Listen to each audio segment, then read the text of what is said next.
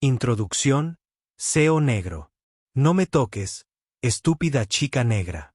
Las palabras golpearon más fuerte que la bofetada que nunca llegó. Destrozaron la serena elegancia del Four Seasons Beverly Hills como un disparo en una biblioteca. Atravesaron el tintineo de los cubiertos, el suave jazz de la banda en vivo, las conversaciones apagadas de millonarios y figuras importantes. Todos se quedaron paralizados.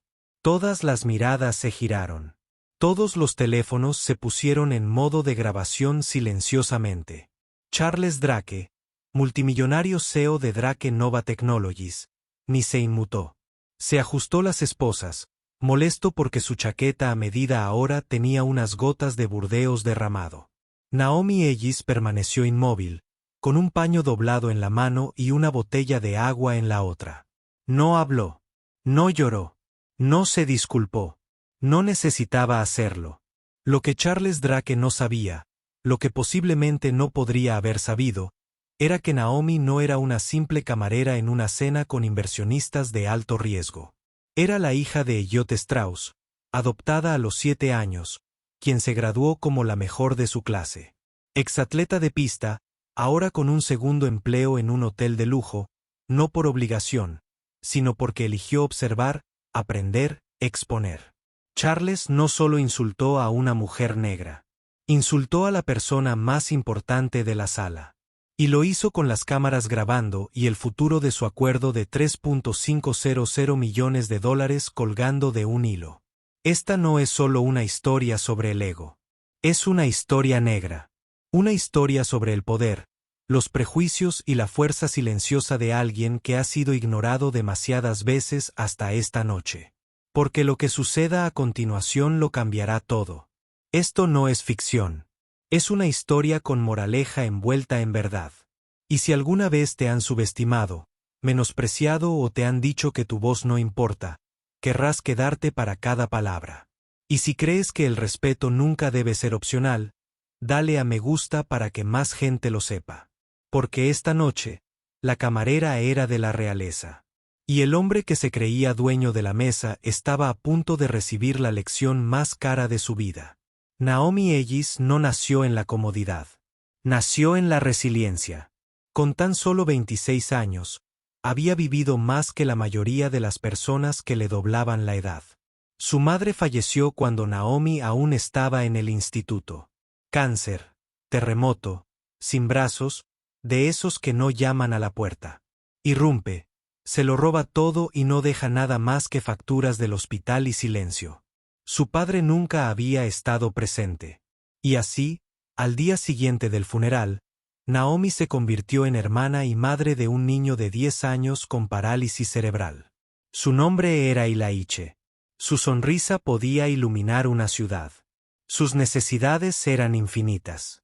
Pero para Naomi, él lo era todo.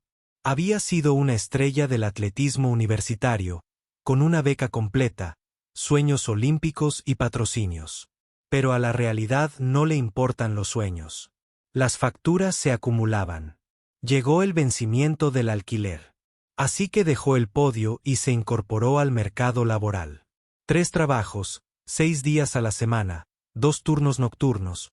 Todo para que Ilaiche pudiera ir a una buena escuela y sus sesiones de fisioterapia nunca terminaran.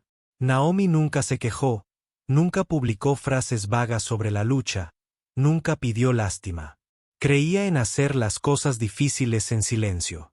El mundo no necesitaba oírla llorar. Necesitaba verla esforzarse. Su rostro era impactante.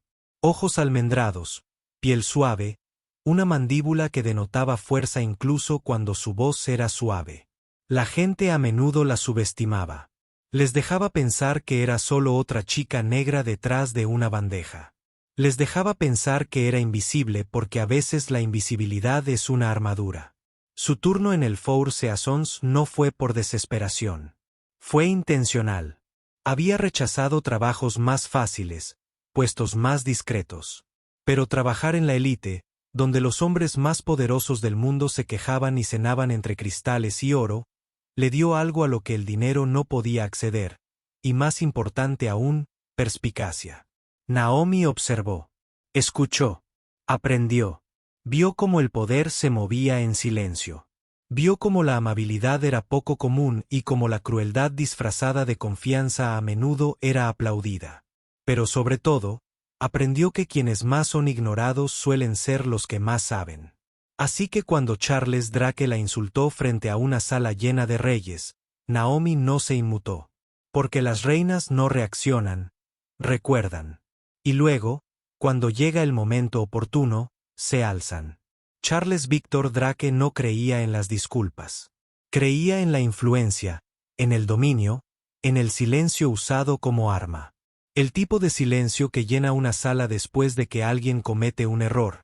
El tiempo justo para que sienta el peso de tu desaprobación. Ese era su tipo de poder favorito. A los 38 años, Charles se había abierto camino hasta la cima del mundo tecnológico. Director ejecutivo de Drake Nova Technologies, una empresa que empezó en su dormitorio universitario y se convirtió en un gigante multimillonario en menos de una década. Innovación. Claro. Pero Charles no atribuía la innovación. Atribuía el control. No construyó su imperio siendo querido. Lo construyó siendo temido. El hombre tenía reputación. Implacable en las negociaciones, implacable en las salas de juntas, el tipo de líder que despedía a la gente no por fracasar, sino por dudar. Para él, la vacilación era enemiga de los resultados y la debilidad. Inaceptable. Dentro de Drake Nova, los empleados susurraban su nombre como un aviso de tormenta. Algunos lo admiraban. La mayoría le temía, pero todos le obedecían. Charles creía que los negocios eran la guerra. Y en la guerra, no se hacen amigos. Se hacen bajas. Su imagen pública estaba cuidada. Trajes elegantes, lenguaje aún más afilado.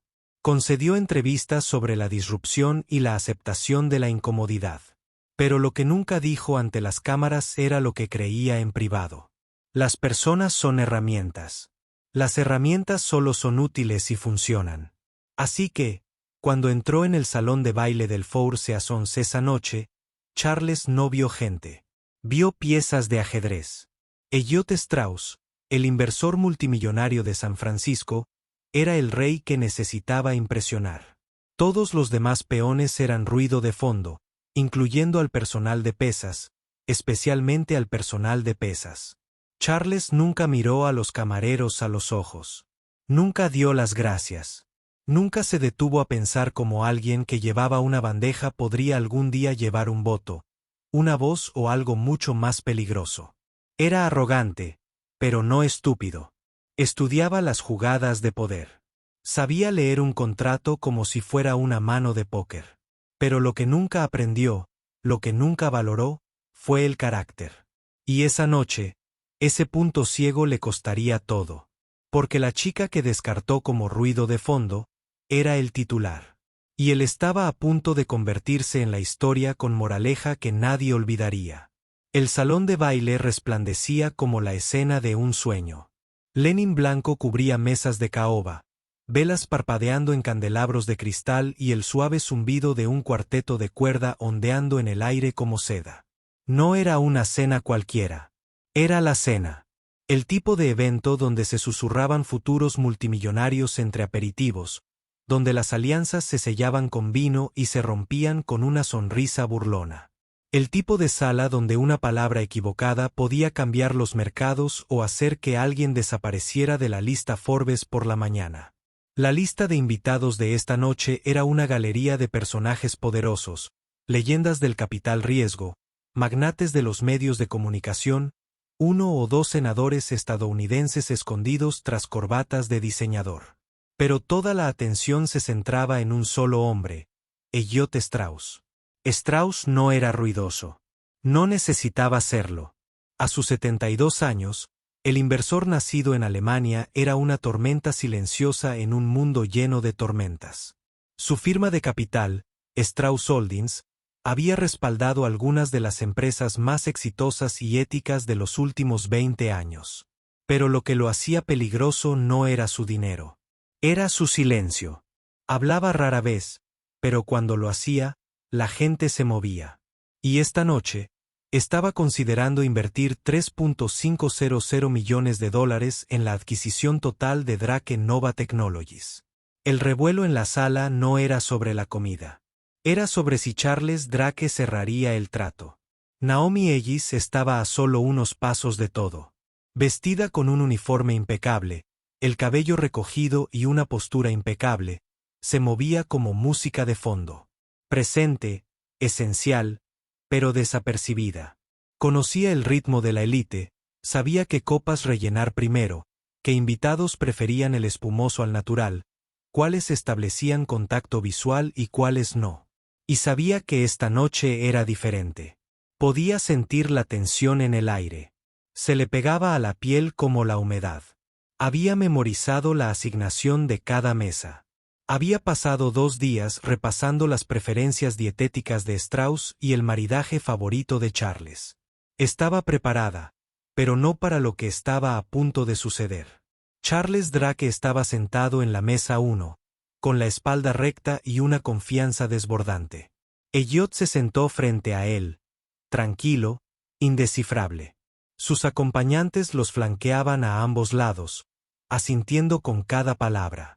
Naomi se acercó a la mesa con una botella de Chateau Margaux. Sus pasos eran firmes.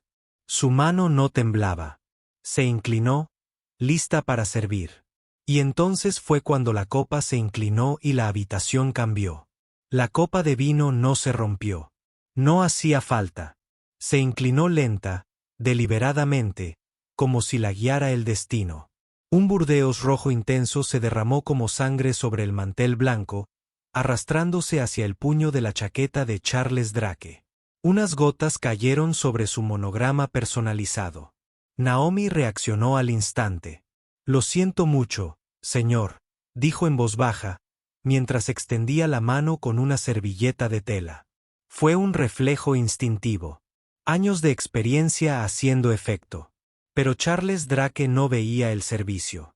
Veía una ofensa. Y no hablaba como un hombre que se enfrenta a un error. Hablaba como un rey que se dirige a un campesino que se atreve a pisar mármol. «No me toques, estúpida negra». Su voz no era fuerte. No hacía falta. Las palabras eran quirúrgicas, precisas, frías, diseñadas para cortar la carne y la dignidad por igual. Toda la mesa se quedó paralizada. Las conversaciones se interrumpieron a media frase. Los tenedores flotaban a centímetros de las bocas. El cuarteto en la esquina dejó la última nota flotando en el aire, inseguro de si continuar o desaparecer en el papel pintado. Naomi se quedó quieta, servilleta en mano, con la mirada baja. Había oído cosas peores en el pasado. Bromas silenciosas, comentarios casuales. Un chiste susurrado demasiado alto cuando la gente pensaba que solo era parte del mobiliario. Pero esto fue diferente porque esta vez la sala también lo había oído. Charles no se disculpó. Ni siquiera la miró. Tomó una servilleta nueva como si espantara un mosquito. Uno de sus ejecutivos subalternos rió entre dientes, incómodo, nervioso, intentando fingir que el momento no era radiactivo. Naomi no se movió, y ese silencio, esa quietud, fue más fuerte que cualquier grito. Al otro lado de la mesa, Elliot Strauss dejó el tenedor. No habló, no parpadeó, pero su mirada se desvió hacia Charles con el peso de un mazo. Naomi finalmente retrocedió. «Por favor, disfruten de su comida», dijo ella, con voz tranquila. Ni una sola nota de ira, solo una profunda determinación a su alrededor. La sala luchó por reiniciarse. La charla trivial se reanudó, pero era mecánica, forzada. Los teléfonos vibraban silenciosamente. Algunos grabando, otros enviando mensajes. El daño ya estaba hecho, pero no para Naomi. La verdadera grieta, la que nadie podía deshacer, estaba bajo los pies de Charles Drake. Y para cuando se dio cuenta, ya estaba cayendo. Elliot Strauss no se movió.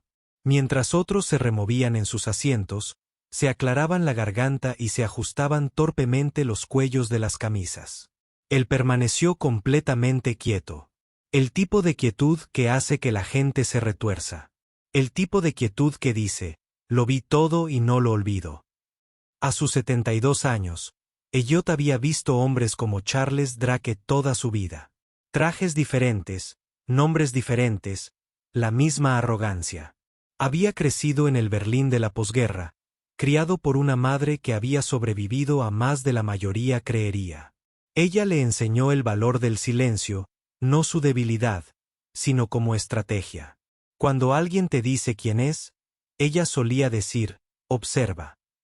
Siempre muestran su verdad cuando creen que nadie importante está mirando.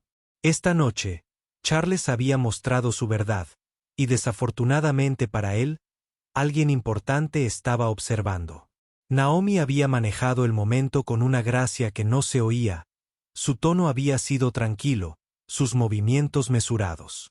Pero Elliot había notado la tensión en sus hombros, la pausa en sus ojos, la forma en que su respiración se detenía por un segundo más de lo habitual. Reconoció esa pausa. La había vivido. Era la pausa de alguien que decide si ceder o levantarse. Y Naomi había elegido levantarse. Admiraba eso. Pero más que admiración, sentía algo más. Confirmación. Naomi había insistido en trabajar en este trabajo ella misma. Él le había ofrecido comodidad, un puesto de consultoría, un rol de liderazgo. Ella rechazó a todos. Dijo que quería entender cómo funcionaban realmente los negocios estadounidenses. No desde una sala de juntas, sino desde sótano. Ahora entendía por qué. Charles Drake acababa de cometer el error más caro de su carrera. Elliot se inclinó hacia su asistente y le susurró en alemán, «Es hora». El asistente asintió y se apartó de la mesa. El teléfono ya estaba en la mano. Elliot no necesitó levantar la voz. No necesitó ponerse de pie. El poder no grita. Observa. Y cuando llega el momento, se mueve. Charles, aún ajeno a todo, reanudó la conversación, riendo a carcajadas, intentando ocultar el momento bajo la alfombra de terciopelo de la alta sociedad. Pero Elliot no estaba ocultando nada. Lo estaba anotando en la memoria, en principio, y pronto en la acción. Porque cuando el carácter se pone a prueba en público, las consecuencias también deben venir en público. Y Elliot Strauss acababa de tomar una decisión. Los platos seguían llegando, pero el apetito se había apagado. Los filetes llegaban en platos tan calientes que humeaban. Las delicadas salsas salpicaban como arte. Las copas se rellenaban automáticamente. El vino fluía como si todavía fuera una celebración. Pero nadie en la mesa 1 estaba celebrando. Ya no. Elliot Strauss permanecía sentado con las manos cruzadas, el cuchillo intacto, los ojos cargados de silencio. Charles Drake, mientras tanto, intentaba recuperar la compostura con una confianza superficial y una risa más fuerte de lo habitual. Se inclinó hacia su discurso, hablando rápido, con fuerza. ¿Sabes qué diferencia a los ganadores de los quejosos?, preguntó, con la voz desgarrando la mesa como un brindis inoportuno. Los ganadores superan las distracciones. Se concentran. Dominan. Sus ejecutivos asintieron demasiado rápido. El tipo de gestos que dicen, por favor, ya basta. Elliot no asintió. Simplemente tomó su vaso de agua, dio un solo sorbo y lo volvió a dejar sin romper el contacto visual. Naomi regresó a la mesa con silenciosa precisión. Su bandeja contenía el siguiente plato. Pato asado, perfectamente sincronizado, perfectamente presentado. Sirvió primero a Strauss, luego a sus asistentes, luego a los demás inversores, y por último a Drake. Ese pequeño detalle no pasó desapercibido. Charles observó la situación con la mandíbula apretada. No hizo ningún esfuerzo por agradecerle. En cambio, murmuró en voz baja. Todavía estaba aprendiendo su lugar. Ya veo. Naomi no respondió. Ni se inmutó. Colocó el último plato en la mesa con el mismo cuidado que había mostrado toda la noche y luego se giró para rellenar los vasos. Elliot la observó. La forma en que se movía con aplomo incluso cuando el aire a su alrededor parecía una tormenta. La forma en que ofrecía una suave sonrisa a la pareja de ancianos de la mesa de al lado. La forma en que recogió un crayón que se había caído al suelo y se la devolvió con cuidado a un niño que estaba cerca. Esto no era solo servicio. Esto era gracia bajo presión. Y Charles Drake, a pesar de todo su poder, no pudo reconocerlo. Solo vio a alguien por debajo de él. Alguien a quien corregir, despedir, ignorar. Hablemos de números, señor Strauss, dijo Charles de repente, intentando cambiar el momento. 3.500 millones. Integración total en 2 trimestres. Duplicaremos su ROI en menos de 18 meses. Elliot inclinó la mano. Antes de hablar de números, dijo con calma. Prefiero observar los valores. Un escalofrío recorrió la mesa porque en esa frase, Elliot lo dejó claro. Esta cena ya no se trataba de contratos. Se trataba de carácter. Y Charles Drake acababa de suspender el primer plato. Se suponía que iba a ser rutina. Naomi se acercó a la mesa de nuevo, esta vez con una jarra de agua. La tensión en la sala había cambiado. Ya no era aguda, sino densa, pesada. El tipo de atmósfera que se instala en una sala cuando la gente finge que no ha pasado nada, pero todos lo recuerdan todo. Se movía con soltura, rellenando las copas con precisión silenciosa, sin gestos desperdiciados, sin emociones fuera de lugar. Había servido cientos de mesas como esta. Docenas de hombres como Charles Drake. Pero esta no era una cena cualquiera. Llegó al otro extremo de la mesa. Al extremo de Charles. Al inclinar la foto hacia su copa, la mano de él se extendió. No habló. No sonrió. Simplemente la agarró por la muñeca con fuerza. No con la suficiente fuerza como para herirla, pero sí para transmitir un mensaje. Espera a que termine de hablar, susurró, en voz baja, con el aliento cargado de vino. Cuando hay un negocio de verdad, no interrumpes. Te quedas quieto como se supone que debe hacer el personal de servicio. Su agarre persistió. La runa no se detuvo esta vez. Nadie jadeó. Nadie dejó caer un tenedor, pero las miradas se giraron. La gente lo notó. Naomi sostuvo su mirada. Con controlado, no tembloroso, no pequeño. Sí, señor, dijo en voz baja, con un tono neutral, pero inquebrantable. Lo entiendo perfectamente. Entonces, con suavidad, sin forzar, se soltó la muñeca y retrocedió un paso. Charles parpadeó como sorprendido de que no se hubiera inmutado, como decepcionado de que su intimidación no diera resultado. Pero Naomi no retrocedió. Simplemente se dirigió al siguiente invitado. Sus movimientos tan suaves como siempre, su dignidad intacta, su voz silenciosa, pero más alta que cualquier otra en la sala. Elliot Strauss volvió a dejar los cubiertos. Lentamente, deliberadamente, se inclinó hacia su asistente y dijo solo 2 palabras en alemán. Es la hora. El asistente asintió, se levantó y desapareció por la puerta lateral. Charles siguió hablando, intentando venderse como si nada hubiera cambiado. Pero algo había cambiado, y todos en la mesa lo sabían, porque ya no se trataba solo del vino derramado. Ni siquiera se trataba del insulto. Se trataba de la reincidencia. El tipo de ofensa que dice, esto no es un error. Esto es quien soy. Y ahora esa verdad ya no se susurraba. Era presenciada y las consecuencias ya no eran una cuestión de sí.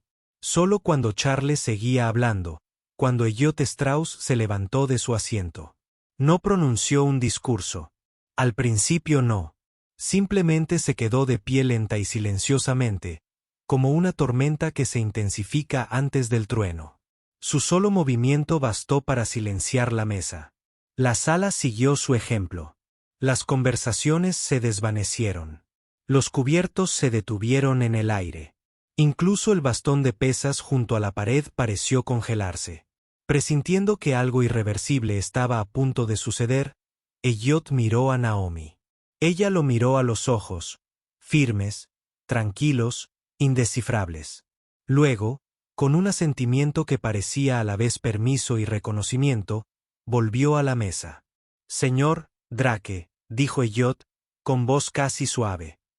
«Antes de seguir adelante, hay alguien muy importante que me gustaría presentarte como es debido». Charles frunció el ceño, confundido. «Por supuesto», dijo, forzando una sonrisa.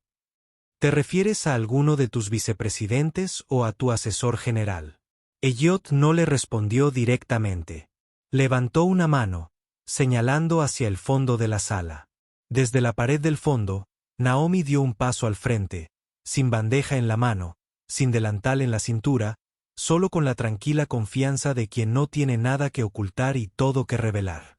Se detuvo junto a Elliot, no detrás de él. A su lado. «Esta», dijo Elliot, apoyando una mano suavemente sobre su hombro, «es Naomi Ellis, mi hija». El aire se quebró como un cristal bajo presión. Fue adoptada a los 7 años. Decidió conservar su nombre de nacimiento, pero no te equivoques, es mi hija y yo soy su padre. Charles parpadeó una vez. Luego, entreabrió los labios, pero no pronunció palabra. «Naomi ha estado trabajando aquí», continuó Elliot. «No porque necesitara los ingresos, sino porque quería comprender de primera mano cómo las personas con poder tratan a quienes consideran inferiores». Elliot se giró ligeramente, de cara al resto de la sala. «Esta noche, todos ustedes fueron testigos de exactamente eso». No levantó la voz. No lo necesitaba. Un murmullo silencioso recorrió a los invitados. Los teléfonos se inclinaron más. Los ojos se abrieron de par en par. El silencio estaba cargado de comprensión. Naomi se puso de pie. Alta, con la barbilla levantada. No triunfante, solo sincera, simplemente vista. Elliot miró a Charles por última vez. «La chica a la que llamaste estúpida es la mujer que crié para ser más sabia que la mayoría de los directores ejecutivos que he conocido». Y en ese momento, el trato no solo estaba en peligro. Ya estaba muerto. El sonido de una silla al retroceder no debería sentirse como un terremoto. Pero esta noche sí. Elliot Strauss regresó a su asiento sin decir una palabra más. La sala estaba en silencio. Charles Drake permaneció paralizado, su sonrisa forzada se quebró. Su confianza se desvaneció de su rostro como el color de una luz moribunda. Entonces empezó. Un invitado echó la silla hacia atrás y se levantó. Luego otro y otro. Un movimiento ondulante se extendió por la sala. Silencioso pero innegable. Un año después. Historias conmovedoras. Los teléfonos vibraron. Las notificaciones iluminaron las pantallas. Algunos invitados comenzaron a revisar sus aplicaciones de inversión. Otros simplemente se marcharon. La adquisición de Strauss estaba extraoficialmente muerta, pero públicamente comprendida. Y Charles Drake seguía allí de pie, sin darse cuenta de que su imperio acababa de perder sus cimientos.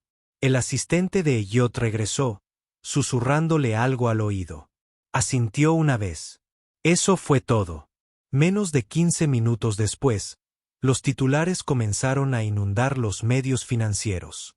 Strauss se retira del acuerdo con Drake Nova tras un incidente público. El CEO multimillonario de tecnología enfrenta críticas por un comentario racista. Drake llama estúpida a la hija de un inversor. El acuerdo se canceló en el acto.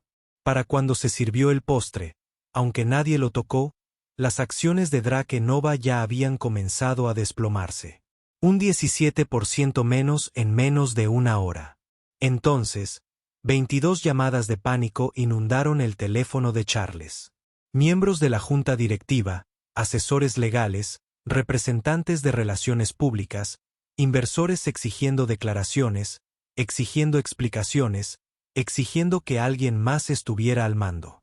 Pero no hubo una maniobra lo suficientemente grande como para enterrar lo que el mundo acababa de ver y lo que se había vuelto viral. El momento se convirtió en un video popular. Compartidos, escalados, republicados, los memes se sucedieron. Los titulares se intensificaron. Las capturas de pantalla se extendieron como fuego en la maleza seca. En cuestión de horas, los patrocinadores retiraban contratos. Los socios estratégicos emitían declaraciones de profunda preocupación. El talento en Drake Nova comenzó a renunciar en oleadas. La empresa que Charles construyó se estaba desmoronando. No por una mala estrategia, ni por una mala tecnología, sino porque la podredumbre en su núcleo finalmente salía a la luz. La arrogancia tenía un precio. Y esa noche, eran 3.500 millones más el colapso de todo lo que Charles creía controlar. A las 23:47, la junta directiva votó por suspenderlo. A las 0:14, se le revocó el acceso a los servidores de la empresa.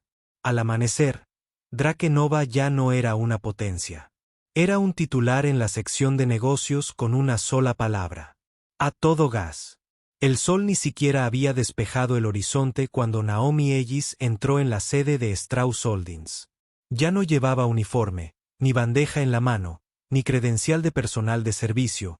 Vestía una chaqueta azul marino a medida con hombreras suaves y zapatos planos que significaban trabajo, no una carga. No estaba simplemente entrando en un nuevo edificio. Estaba entrando en el siguiente capítulo de su vida. La esperaba en el ala ejecutiva una nueva placa con su nombre. Simple y elegante, Pan Gerson. Naomi Ellis, directora de Humanidad Corporativa. El título no era decorativo. No era un gesto simbólico para suavizar los titulares ni tranquilizar a los inversores. Era real. Creado por insistencia de Elliott Strauss, financiado con plena autoridad para tomar decisiones y otorgado a una mujer que había visto lo mejor y lo peor del liderazgo desde la base. Se sentó en su escritorio por primera vez con la respiración contenida, dejando que todo se asentara. Las llamadas, el caos, el colapso, pero también su elección, su voz, su lugar no asignado, GN. Más tarde, esa misma tarde, estuvo presente en una transmisión en vivo para toda la empresa. Empleados desde San Francisco hasta Singapur sintonizaron. Algunos solo habían visto su rostro a través de videos virales. Otros habían trabajado con ella, sin saber quién era realmente. Ahora sí lo harían. Ella tomó el micrófono. Ayer, empezó. Me llamaron estúpida.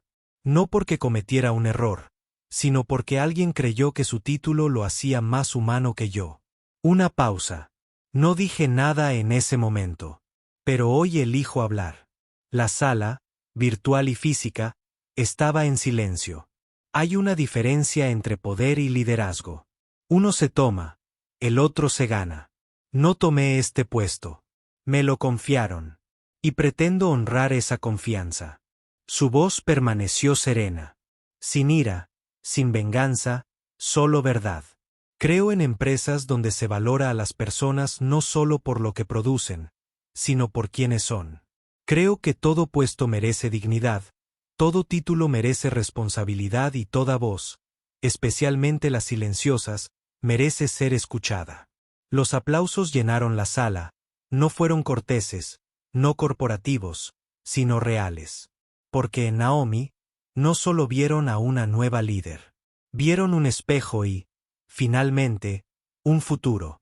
Lo que sucedió esa noche en el salón de baile no se trataba solo de un director ejecutivo y una camarera. Se trataba de todos nosotros.